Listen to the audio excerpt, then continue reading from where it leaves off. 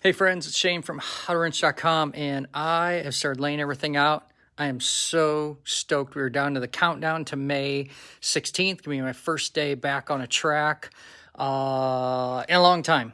Guess I did Buttonwillow in California in spring of 1918? Geez, it seems forever. But we're super stoked. Started laying out the new Continental tires. I haven't rode on these attacks before. Sold a ton of them back in the day when they first came out at the shop, and guys seem to love them. I'm super stoked, actually, being completely transparent. Haven't rode on them. Super stoked about that. I also got hooked up here, and it'll be my first time trying out slicks. I had a spare set of wheels I got with the bike, so we're going to spoon up these slicks. And our boy over there at MWC, Monkey Wrench Racing, Eric, talked me through like what I should try and what I should do.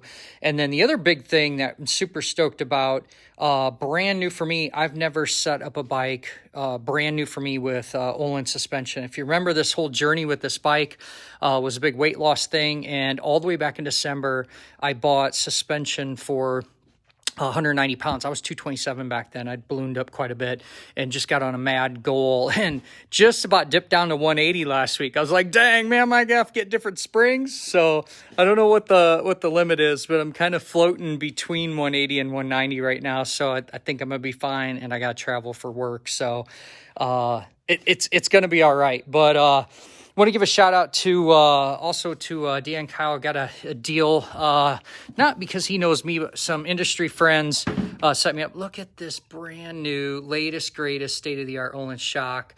The bike had an Ohlins on it. It was put on there brand new in 2007 for a much lighter rider as well.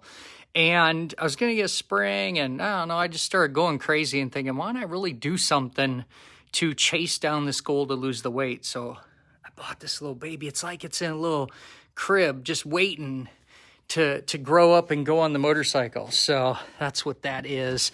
I ordered these tire warmers too from MOTO-D. They didn't sponsor me. They don't know who I am, nothing like that. But I'm super impressed with the packaging and the case. So super stoked about that. I did start using tire warmers back in 15. And I couldn't ever imagine going without them again. They're just unbelievable. But the bike's pretty cool. It's going to be real set up. It does have the front Ohlins kits in there as well. So what I'm going to try and do is I'm going to try and get a hold of Deanna's staff there and see if I can get some recommendations on maybe some baselines for my type of riding and so on. And the other guy that I talked about earlier, Eric's really been starting to mentor to me and give me some suggestions as well. He's a suspension guy too. So got some cool people in our corner, but especially having fun with Continental tires. And one of the things that we're going to do with them is do a bunch of how to mount and dismount both professionally with a tire machine. And then I'm going to show you how to do it by hand. You're going to take those street tires, and I'm going to show you how to spoon those on by hand. I'm going to show you how to balance them just like we do at the track. And then one of the things I'm going to do that's going to be ridiculously cool, and why if you haven't hit that subscribe button or you haven't joined the channel or any of that good stuff on YouTube, you're going to want to. I jumped over to, I think it's called Bob's Cycle Salvage. I got to do a post. I took a million pictures there with my buddy Kenny. We had a blast there walking around a few Saturdays back, hours looking for a busted up rim. And as my goal is because I'm going to make a cutaway out of this so I can really deeply teach you what the drop center is and how the bead goes on. You wait, man, I got some cool, sick ideas for how I'm going to film it, what I'm going to do. It's going to be super badass. But what was funny is after walking around the salvage yard for like a couple hours, my buddy Kenny and I were getting ready to get something to eat. It was a long day. And we looked over, and of all the wheels in that junkyard, and believe me, I was being picky. I mean, I must have had 30 of them in my hand at different times or whatnot. When I'm getting into the truck, Kenny says to me, he says, oh man, that's really cool. You got one with a Continental tire. I thought, how awesome is that? I'm going to do training and material. And I thought I was going to have to cut up one of my old, I got another Continental tire in the back. And shoot, we had just switched out Continentals on Kenny's bike as well. And hey, lo and behold, look at that. The universe really worked out, and it just fell right into our lap. So you wait, you see what I'm going to do with this. It's going to be cool stuff. But man, tell you what, wish me luck. You know, it's pretty awesome that the leathers are fitting.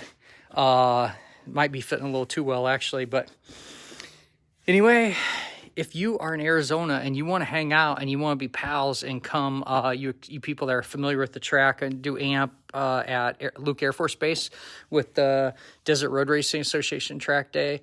I know it's going to be, I think it's the very last one of the year. And it's going to be crazy hot. I really didn't think I could lose the weight in time when I made this decision all the way back in December. So I'm hoping that we can meet some of the other locals. I know our Moto Gymkata group, there's a few people, Kenny for sure, not sure who else. I've heard some other people talking about they might go. Met some other cool people within that and at the track as well. So super stoked. But I want to keep meeting people. I want to keep getting back out there. Don't claim to be some awesome expert. I think I can ride a motorcycle. I'm pretty stoked. I did get to ride the DRZ today, man. I couldn't wait. It was such a disaster on this thing. Let me get this damn garbage can out of the way. It was such a disaster from the person I bought from was an honest enough guy, but man, he had this shop do all this work, and it was a crazy story because the guy was like, where'd you go to school? And he was just hounding me. And I was just like, dude, just tell me about the motorcycle. Like, what'd you do to it? And he goes, well, I heard you're a mechanic, you know, and people think they know what they're doing. And I'm a professional. I had to redo the carb job. I had to, the charging system wasn't working. I got it going. The guy's like, oh yeah, 14.5 volts. It was getting 13. It's just stupid. Had to spend some extra time and money, but it was kind of fun the year, and I was teaching Kenny. He has one of these bikes too. And what riding his made me go, I got to buy one of these like right now. It's all somebody else's fault, right? But I just went ahead and I was doing everything. Compression tests, leak down tests, setting valves. He has the same bike. So come on over, man. Grab some wrenches. Let's get this thing done. You can learn about it. So it was pretty fun. But great news is that everything was good. Has killer numbers, has 130 pounds of compression. It's a decomp cam. The spec's 135. I'll take that all day long on a used bike. 2% leakage. Got the charging system working. I got 14 volts at it now. What else did I do? Obviously, oil and filter, air filter. Ended up having to clean the carb, but got in there and saw what was there. It's all stock, but the bike needs tires, brakes, chains, sprockets, exhaust, big bore stroker kit, nitrous, turbo. No, I mean, it's going to get a lot of cool shit. But it was super fun to run it around the neighborhood and see that the transmission, clutch, and all that stuff was good. It's going to be a project. It's going to be a lot like this one. But how cool is that, man? I'll take different motorcycles all day long, okay?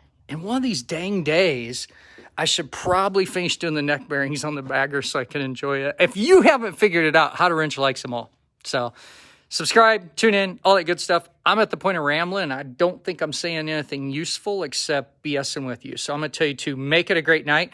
Appreciate you tuning in, sharing this stuff, giving feedback, being part of our little community. So as always, make it a great day, evening if that's where you're at. And as always, keep wrenching, my friends.